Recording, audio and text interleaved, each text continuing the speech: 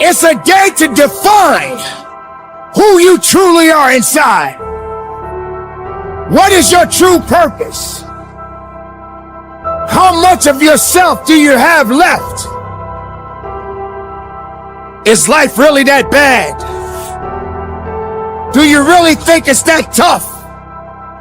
You know, we all go through pain. We all go through pain. We all go through something. We all go through our go-through. I wouldn't have time to tell you about all the trauma that I went through in my life. But I just figured since I went through so much trauma, I might as well use the trauma to make all my dreams become a reality. You just have to do it.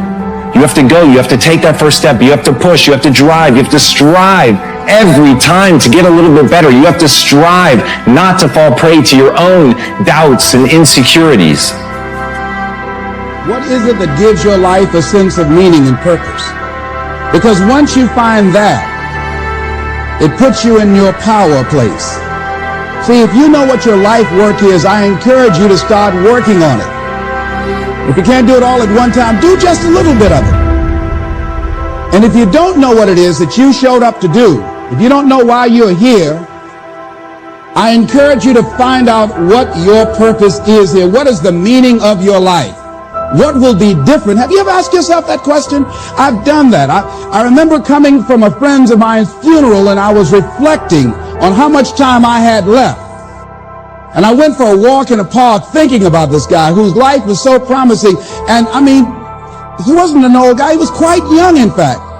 And I thought about all of the things that he said he was going to do, and he never got a chance to do those things. And I started thinking about my own life and how much time I had left to do the things that I would like to do. And at that time, I wasn't sure what my life purpose was, what my life's work was. I wasn't sure about it at that time. And I thought about it quite a lot. All right, so you wrote it down. Two types of people. So you got my homie that called me the other day. Like, I'm like, this is blowing my mind. I'm like, God, I'm the #1 motivation in the world. Like, I don't know why you calling me and you're not getting personal development from me.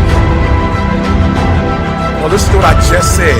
This is my best friend in the whole wide world. This dude, very close. Like, this is the dude I trust with my wife and my kid. Like, this is the person that my dreams, like, he helped me with my dream. I said, why are we on the phone talking about deficits right now?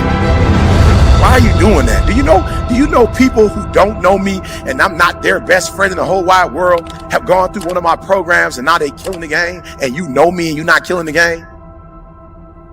Like, why are we on the phone talking about, okay, so we're going to write down, you wrote down your goals and your dreams. I want you to write down on the other side what's keeping you from those, and just be real. I had some idea, but I wasn't convinced, and I don't think I felt worthy. I didn't believe that it could be me to do this kind of work that I'm doing right now. And I say to you that if you begin to take a conscious effort to find out what it is that you're supposed to do, I say that it can literally save your life. I said that it can literally save your life. 85% of the American public, according to recent studies, are going to jobs that they hate, working on jobs that do not challenge them. Because I'm going to talk about the conversation he and I had. Because what's keeping you from that, we don't have to talk about that, and we're going to have to deal with that today, and we're going to have to finish that for the rest of our lives. So two types of people, right? So we're on the phone. I'm like, yo, God, do me a favor. Like, can we stop talking about your reality? I'm not interested. I'm like right now in marital bliss, and you trying to bring me back to divorce. Like, you talking about your marriage and where it ain't. I don't want to talk about that right now. I'm in bliss. So don't bring me there. I'm a multi-millionaire. You talking about you're not making enough money to take care of you. I don't want to talk about that talk. Can we talk about your dreams and goals and get to them? So we're having a conversation, right? And so I said, look, stop. Just stop, right? Just tell me, what are your dreams and goals? You're like, to be a multi-millionaire, do this with my wife, take care of my kid. I said, okay, let's talk for a minute. Let's talk. Do you know what it takes to be a multi-millionaire? He's like, absolutely. And I'm in the industry, as a matter of fact, where in another 3 months, if I do what I'm supposed to do, I can actually make. I said, what? You're in the industry that you can do what? He was like, I'm in the industry where I can make $1 million between now, October, November, December. I said, really? He said, yeah. I said, what industry you in? He said, the solar industry. I said, that's. And as Joe Namath said, if you aren't going all the way, why go at all? But it's doing that in face of the fear. It's doing that in face of the difficulties. It isn't only because someone is great that they say you should either do it all the way to play hard or go home. They're not saying it because the process is in and of itself rewarding. They're saying it because there is something that they're trying to accomplish that demands it, that they're prepared to play on a world stage. And once you know why you're doing what you're doing, once something sits at the core of your being, and despite how difficult, painful, awkward it may be to push forward, you push forward no matter what the odds. And as Hannibal said, one of the greatest military leaders of all time, I will either find a way or I'll make one. And he said that as he was getting elephants across the Alps. Life cannot apologize. Life will continue to go on. You just happen to be a part of it. But you only got so much time. So you can't waste it. You can't concern yourself about things that you have no control over. When it starts to get tough, you must get a little bit tough. You must understand that you are not the only one in this world that's got a story to tell. The stage is set, and it's time to rock and roll. You are walking into an arena, and you must be ready to work. There could be no weakness. There could be no excuses.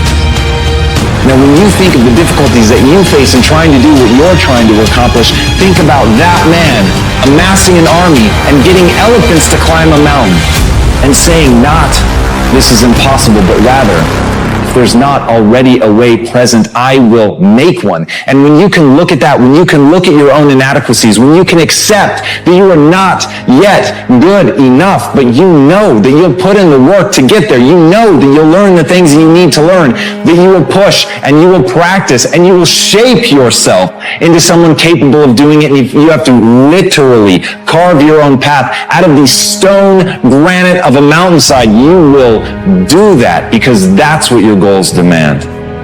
And when you're prepared to do whatever your goals demand, you will accomplish whatever you set your mind to.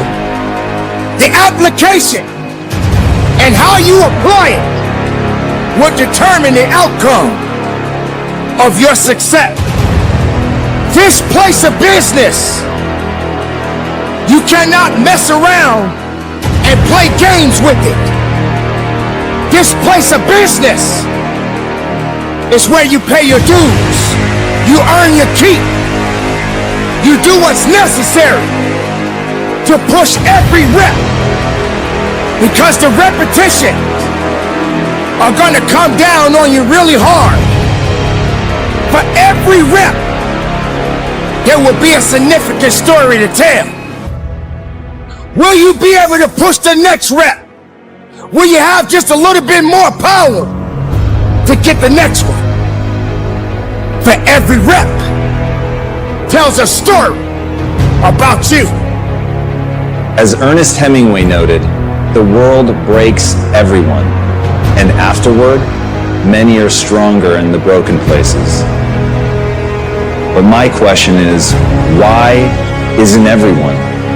To me, it comes down to the strategies that you use. There really isn't anything objectively good or bad. There isn't anything that happens to you that can't be overcome. There isn't anything that could happen to you. Anything that when you turn inward, you can't find a reason to overcome. You can't find a way to put those pieces back together, and that becomes your job. It becomes literally up to you whether you're going to sit and wallow and woe is me, because what happened, happened, and there's no way to take it back. But how you respond, what you bring to that table, whether you meet fire with fire, whether you meet that adversity with falling apart, becoming weaker in the areas that broke, or you bind them and mend them, and it becomes like a weld that literally makes you stronger.